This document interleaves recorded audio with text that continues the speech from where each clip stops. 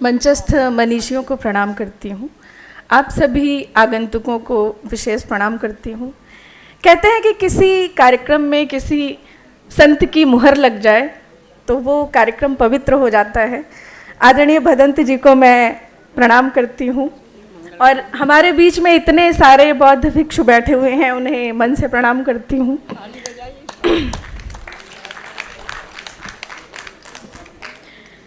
बाबूजी की ये जो पुस्तक है गौतम बुद्ध चरित्र, मैंने प्रायः देखा कि लोग रिटायर्ड होने के बाद रीटायर्ड हो जाते हैं, दोबारा से परेशान हो जाते हैं, नौकरी के बाद फिर से परेशान हो जाते हैं। लेकिन मैंने बाबूजी का एक क्रम देखा कि वो निरंतर 5-6 घंटे टेबल वर्क करते हैं और पढ़ाई करते हैं, किताबें पढ़ते हैं।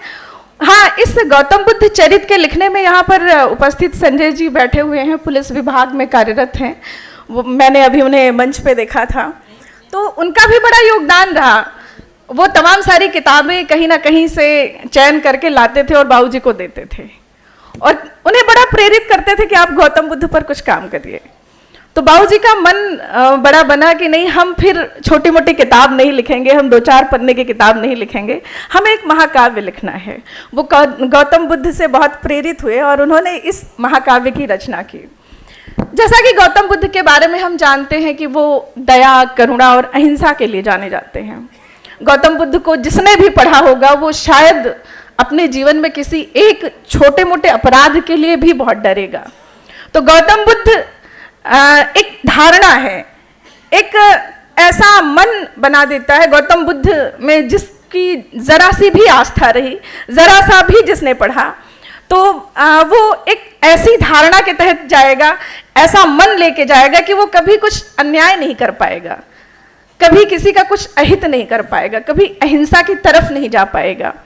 तो मेरा मानना है कि ये जो गौतम बुद्ध चरित्र है, जो आदरणीय मैम की किताब है, ये जो पुस्तकें हैं, ये कहीं ना कहीं से वैश्विक स्तर पर एक ना एक दिन जानी जाएंगी और पूरे संसार के लिए कहीं ना कहीं से बहुत लाभकारी सिद्ध होंगी। मेरी ढेर सारी शुभकामनाएं हैं। मैं बहुत छोटी कलम हूँ तो मैं आशीर्वाद तो नहीं दे सकती, लेकिन हाँ, शुभकामनाएं तो व्यक्त कर सकती हूँ ना।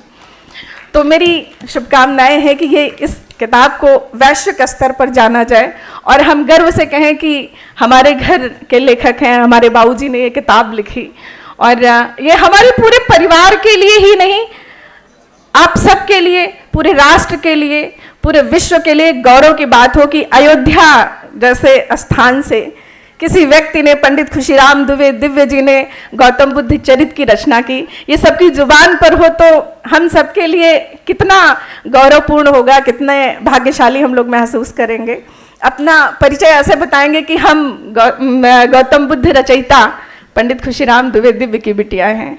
मेरे लिए इससे बड़ा परिचय क्या होगा। तो आप सबके लिए भी बहुत अच्छा होगा कि इस पुस्तक को पढ़िएगा। इसकी एक और विशेषता है कि इसे दोहा, छंद, सवैया, सोरठा में लिखा गया है। अगर इसके कुछ पेजेस हम आपको व्हाट्सएप करें, आप देखें, तो आप ये निर्धारित करने में, ये निर्णय लेने में कुछ देर के लिए कहीं ना कहीं से डगमगा जाएंगे कि ये रामचरितमानस की कुछ कहीं किसी अध्याय से के कुछ पेजेस तो नहीं है। जब आप उन्हें पढ़ेंगे तभी आपको लगेगा कि ये गौतम बुद्ध चरित्र है। उसकी जो भाषा शैली है वो रामचरितमानस की तरह हूबहू है। उसके जो भावार्थ हैं आप पढ़ेंगे तो जो तारतम्यता है, जो चौपाई और सोरठे और छंद सवैये की जो पकड़ है, वो बिल्कुल आपको लगेगा कि आप रामचरितमानस का कोई अंश पढ़ रहे हैं। इतने अच्छे तरीके से लिखी गई है। हम लोग तो दुकानदारी वाली कविता करते हैं कि हमें मंच पर जमना होता है, तो कई बार बाबूजी टोकते हैं कि ये वाला मुक्तक जो है वो धारा प्रवाह के बाहर है। तो हम कहते हैं कि अब इतना अच्छा साहित्य लिखेंगे तो सुनेगा कौन।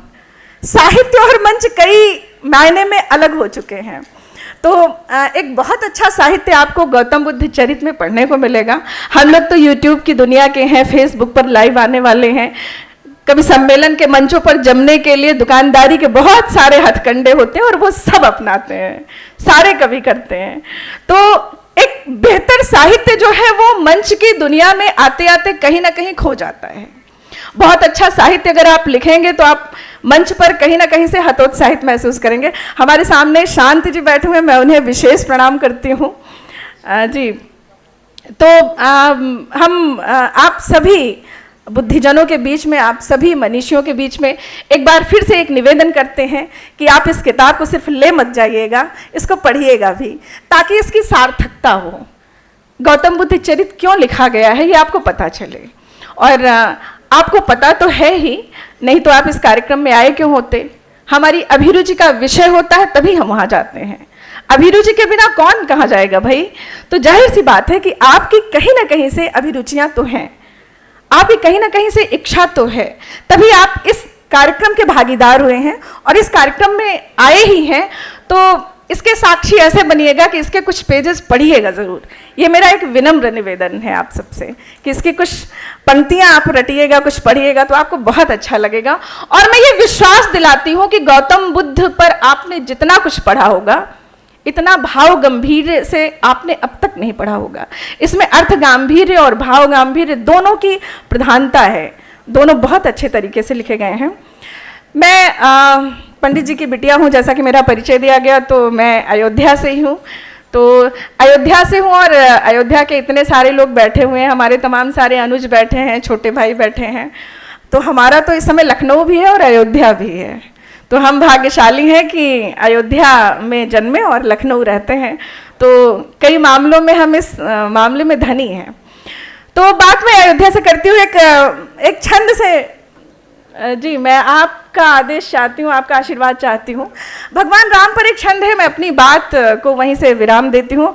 और मैं भोजन और आपके बीच में कतई नहीं आना चाहती, मैं बस ये चाहती हूँ कि 2 मिनट भोजन की प्रतीक्षा में आप वो छंद सुन लीजिए। अब बैठे हैं तो कुछ तो सुना के जाएंगे, हम यहाँ तक आए हैं तो भगवान राम पर एक छंद सुन लीजिए। कि राम नाम गाओ जो विभोर हो के तुलसी सा, भाट बन गाने नहीं देंगे तुम्हें राम जी। इनके उनके दरबार में जाके गाने की जरूरत नहीं पड़ेगी यदि आप किसी मजबूत स्वामी को पकड़ लेते हैं तो। कि राम नाम गाओ जो विभोर हो के तुलसी सा, भाट बन गाने नहीं देंगे तुम्हें राम जी। ओ करी के भरोसो रघुनाथ पे जो छोड़ी दो, तो दुख दोष पाने नहीं देंगे तुम्हें राम जी। करी के भरोसो रघुनाथ पे जो छोड़ी दो, तो दुख दोष पाने नहीं देंगे तुम्हें राम जी। और मानुष स्वभाव नहीं भूले उपकार करे, मानुष स्वभाव नहीं भूले उपकार करे, बात बात ताने नहीं देंगे तुम्हें राम जी, बात बात ताने न तुम्हें देंगे नहीं राम जी। और एक बार राम जी के द्वारे कभी जा पड़ो, तो एक बार राम जी के द्वारे कभी जा पड़ो, तो द्वारे द्वारे जाने नहीं देंगे तुम्हें राम जी। एक बार राम जी के द्वारे कभी जा पड़ो, तो द्वारे द्वारे जाने तुम्हें देंगे नहीं राम जी। बहुत बहुत आभार, बहुत बहुत प्रणाम।